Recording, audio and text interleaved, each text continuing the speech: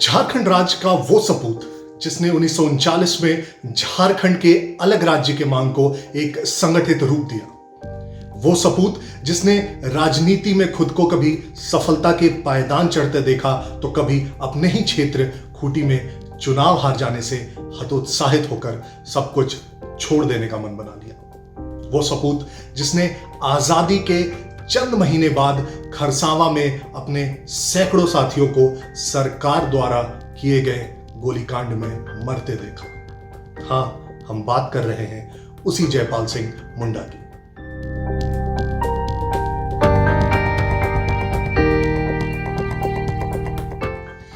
नमस्कार, मेरा नाम है मृत्युंजय शर्मा और झारखंड आंदोलन के प्रणेता सीरीज के इस एपिसोड में हम बात कर रहे हैं जयपाल सिंह मुंडा के जीवन के आखिरी हिस्से की। पिछले एपिसोड में हमने देखा कि जयपाल सिंह खरसावां गोलीकांड से विचलित हो चुके थे। जयपाल समझ गए थे कि सिर्फ आदिवासियों के समर्थन से अलग झारखंड राज्य का सपना पूरा करना बहुत मुश्किल है।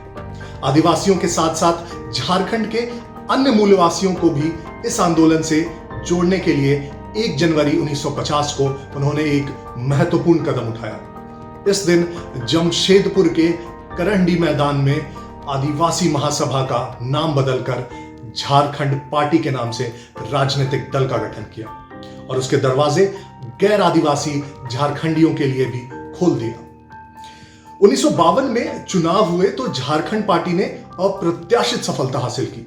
बिहार विधानसभा में 32 सीटों पर विजय हुई, जबकि लोकसभा में भी शक्तिशाली कांग्रेस को 4 सीटों में पराजित करने में सफल रही। यह वास्तव में पृथक झारखंड राज्य के लिए जनता का व्यापक समर्थन और प्रतिबद्धता प्रदर्शित कर रही थी। यह वर्ष जयपाल सिंह के व्यक्तिगत जीवन के लिए भी उल्लेखनीय रहा। पहली पत्नी तारा से अलग होने के बाद इसी वर्ष उन्होंने दूसरी शादी की। इसी बीच राज्य पुनर्गठन आयोग को भी झारखंड पार्टी के द्वारा अलग झारखंड राज्य के लिए स्मार पत्र सौंपा गया।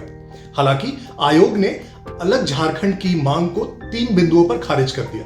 पहला, क्षेत्र में किसी भी एक सर्वमान्य भाषा का न होना।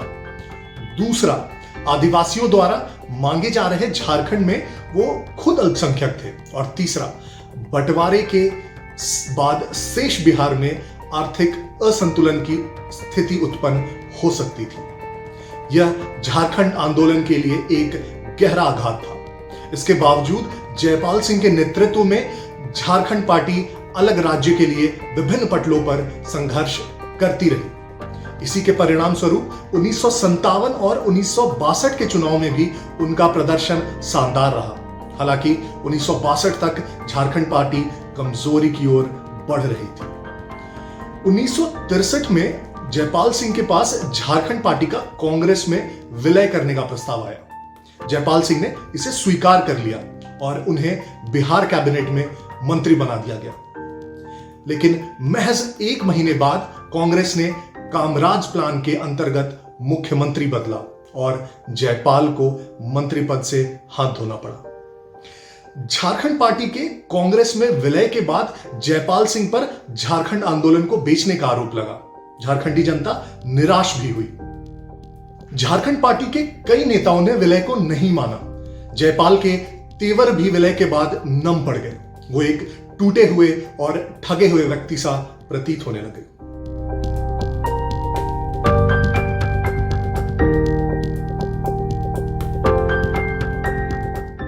कांग्रेस ने जयपाल सिंह की पत्नी जहां आरा को लगातार राज्यसभा का टिकट देकर 1978 तक सांसद बनाए रखा। जयपाल सिंह भी 1967 में आम चुनाव में खूंटी से कांग्रेस के टिकट पर जीते।